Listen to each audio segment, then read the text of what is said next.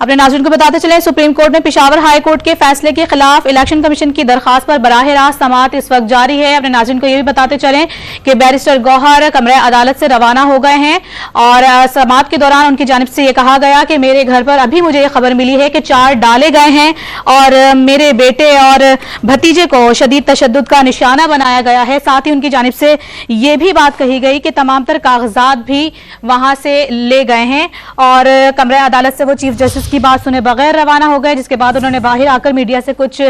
गुफ्तगू भी की और वहां पर भी उनकी जानिब से यह कहा गया बैरिस्टर गौहर के घर पर छापा गलत फहमी की बिना पर मारा गया है। पुलिस जराये का मौक़िफ़ भी इस वक्त सामने आ गया है। अपने नाज़रीन को बताते चलें, बैरिस्टर गौहर अब से कुछ देर कबल दौरान समाअत कमरा अदालत से रवाना हो गए थे और उनकी जानिब से यह बात कही गई थी कि अभी अभी मुझे खबर मिली है कि मेरे भतीजे और मेरे बेटे को तशद्दुद का निशाना बनाया गया है और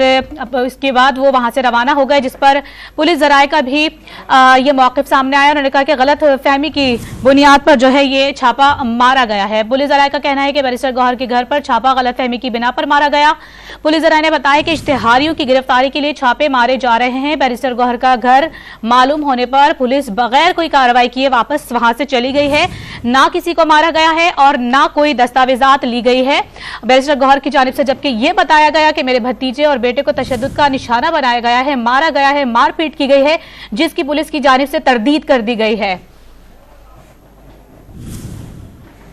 अपने नाज़रीन को बता रहे हैं ये अहम खबर है। अपने जब ये दौरान समाअत के दौरान बैरिस्टर गौहर वहां पर चीफ जस्टिस की बात सुने बगैर वहां से रवाना हुए और उनकी जानिब से ये बात कहेगी कि अभी खबर आई है मेरे घर पर छापा मारा गया है, जिसकी पुलिस की जानिब से तरदीद कर दी गई है।